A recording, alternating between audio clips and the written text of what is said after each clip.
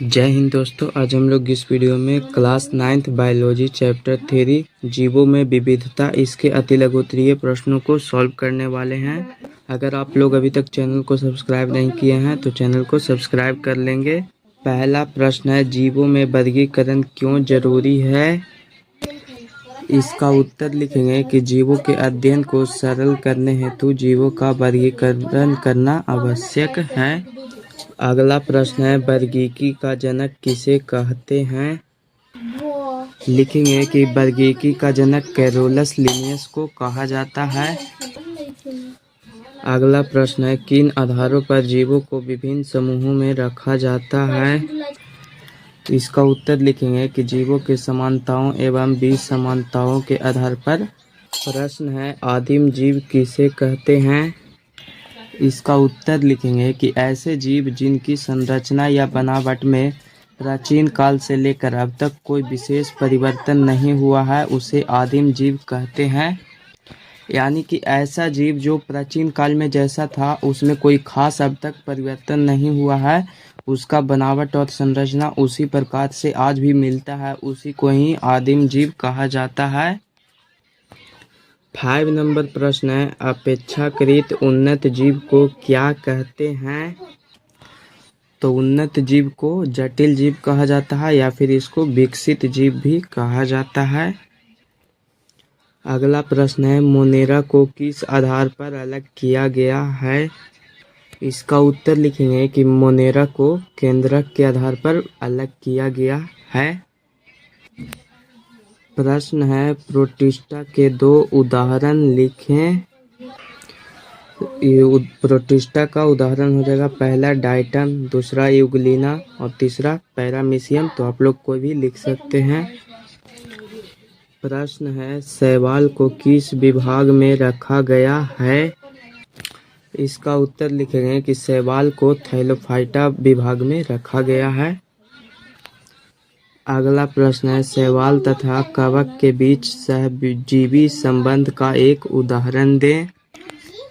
लिखेंगे कि शैवाल तथा कवक के बीच सहजीवी संबंध है वह लाइकेन में पाया जाता है। तो इसका उत्तर हो जाएगा लाइकेन। 10 नंबर प्रश्न है, ब्रायोफाइटा की एक विशेषता को लिखें। इसका उत्तर लिखेंगे कि इनका शरीर थैलस के रूप में होता है या फिर तना और पत्तियों जैसी रचना में विभेदित रहता है। वास्तविक जड़ इनमें नहीं पाए जाते हैं। यह हो गया ब्रायोफाइटा की विशेषता। तो आप लोग लिख लेंगे।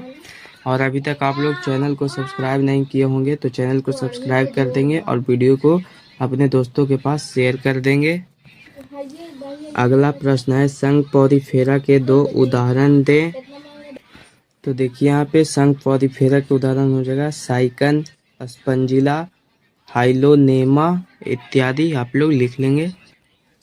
12 नंबर प्रश्न है, 2 समुद्री जंतुओं, पहला एक वर्ग मत्स्य और एक संघ इकाइनोडर्मेटा से इसके नाम लिखें। तो देखिए यहाँ पे इकाइनोडर्मेटा का उदाहरण हो जाएगा कतला, रेहू, समुद्री घोड़ा। और मत्स्य वर्ग का हो जाएगा उदाहरण तारा मछली, समुद्री खीरा। आप लोग लिख लेंगे।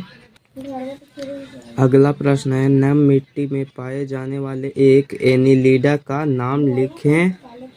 नम मिट्टी में पाया जाने वाला एनिलिडा का हो जाएगा देखिए कछुआ, केचुआ, नेरिज, समुद्री चूहा, जो कि ये सभी नम मिट्टी में पाए जाते हैं। अगला प्रश्न है, एक स्वतंत्र जीवी प्लेटी हेलमिंथेज का नाम लिखें। तो देखिए यहाँ पे इसका हो जाएगा स्वतंत्र जीवी का उदाहरण प्लेनेरिया, टिनिया, फैसियोला इत्यादि। 15 नंबर प्रश्न है, उपसंघ वर्टिब्रेटा की एक प्रमुख विशेषता बताएं। तो देखिए यहाँ पे वर्टिब्रेटा का विशेषता हो जाएगा कि इन जंतुओं का मस्तिष्क जटिल होता है तथा यह एक क्रेनियम में बंद रहता है। अब इसका लास्ट 16 नंबर प्रश्न है, संघ कॉर्डेटा की एक विशेषता का उल्लेख करें। संघ कॉर्डेटा की विशेषता लिखेंगे कि ये जल और स्थल में पाए जाने वाले त्रिस्तरीय सीलोमेट जंतु हैं। तो इसका उदाहरण हो जाएगा जैसे में कछुआ, मेढक, ये सभी जल और स्थल दोनों पर पाए जाते हैं। तो यहाँ पे सारे प्रश्न सॉल्व हो चुके हैं और अभी तक आप लोग इसके लघु उत्तरीय और दीर्घ उत्तरीय प्रश्नों के हल नहीं देखे हैं तो जाकर देख लेंगे, उसका लिंक डिस्क्रिप्शन में दे दिया गया है। फिर मिलेंगे हम लोग एक नए वीडियो के साथ, तब तक के लिए जय हिंद जय भारत।